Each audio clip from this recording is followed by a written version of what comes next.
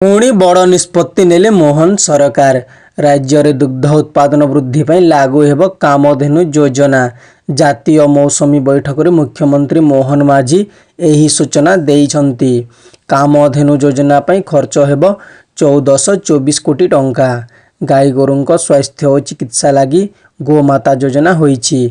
सेहीपरि बुला गाई गोरुंक लगी मुख्यमंत्री प्राणी कल्याण योजना। पशु संपद उत्पादन कृषकों भूमि खाद्य आय और नियुक्ति प्रदान में मुख्य भूमिका बहन करिथाए। राज्य में दैनिक दुग्ध उत्पादन को द्विगुणित करने लक्ष्य नहीं एक नुआ अम्फेला स्कीम मुख्यमंत्री कामधेनु योजना आरंभ कराजिबो। एही अधीन रे प्रति वर्ष 2000 हिताधिकारी को 2टी क्रॉसब्रीड गाई रखिबा क्षुद्र दुग्ध यूनिट प्रतिष्ठा कराजिबो। एथिसह 2000 दुग्ध चाषी को रिहाती रे बाछुरी खाद्य जोगाई दिया जिवो। 1 लाख चाषी दुधियाली खाईर बीमा पाई सहायता पाइबे। एही सबु दृष्टि रे रखी प्राणी संपद विकास क्षेत्र में मोट आवंटन 697 कोटी टंका को वृद्धि करा जायथिबा मुख्यमंत्री बजेट अभिभाषण बेले सूचना देइथिले। निकट में राहुल गांधी देइथिबा एक बयान भारतीय राजनीति रे एक नुआ वितर्क सृष्टि करिछि। लोकसभा रे विरोधी दलर नेता तथा उत्तर प्रदेश रायबरेलीर सांसद राहुल गांधी जेतेबेले देश रे रुहंती जाति संघ जनगणना गरीब एवं पछुआ वर्ग अधिकार विषय आलोचना करती, किंतु जेतेबेले से विदेश जाती सेतेबेले से सामाजिक न्याय को भूली जाती। अमेरिका गस्तरे थिबा राहुल गांधी देश में धार्मिक स्वाधीनता, प्रधानमंत्री मोदी, बीजेपी, आरएसएस भली अनेक प्रसंग में एपरी दायित्वहीन वक्तव्य देइछंती, जहाँ जड़े भारतीयों को आघात देवा स्वाभाविक। किंतु तांकर संरक्षण संबंधी विवृत्ति देश में जाति विवाद 3 दशंधि पुराणा निया को तेजी छी। पूर्वतन केंद्र मंत्री तथा भारतीय जनता पार्टी नेता स्मृति ईरानी को नहीं एक बड़ खबर आसीछि। स्मृति एथर लोकसभा निर्वाचन में हारी जाइथिले।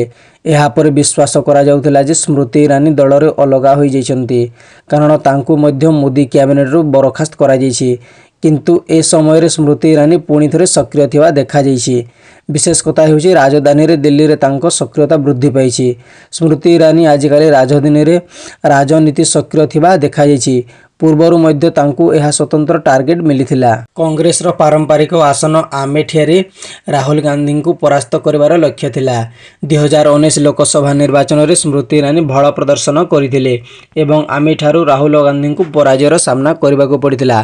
तेणु हठात पार्टी स्मृति ईरानी स्थिति मध्य वृद्धि पाइला, किंतु स्मृति एही जादूगत साधारण निर्वाचन रे काम करिनथिला एवं से निज संसदीय निर्वाचन मंडल रे हारी जाइथिले। तेबे वर्तमान दल तांकु एक नुआ भूमिका देइछि। आसंता वर्ष दिल्ली रे विधानसभा निर्वाचन अनुष्ठित हेब। राजनैतिक दल माने वर्तमान ठारू एठारे सेमानकर कार्यकलाप वृद्धि करिसंती। एथि पई भाजपा एवं तांको विश्वास नेता स्मृति ईरानी को एक नुआ भूमिका देइछि। राजनैतिक सर्कल रे एक आलोचना हेउछि जे भाजपार शीर्ष नेतृत्व स्मृति दिल्ली रे एक स्वतंत्र एजेंडा अधीन रे प्रस्तुति करबाकू कहिसंती।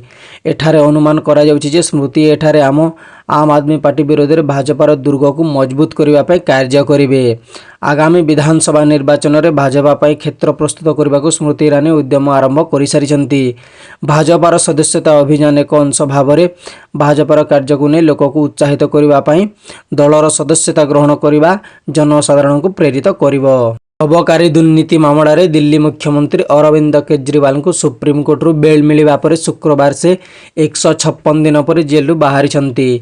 बाहर को आसी से पार्टी कार्यकर्ता को संबोधन करिसंती। से कहिसंती जे लक्ष लक्ष लोक जो माने मो लागि प्रार्थना करुथिले सेमानंको आशीर्वाद रो मु आज बाहर को बाहरी छी। जेल रो कांथ केजरीवाल धैर्य को भांगी पारिबो नाही।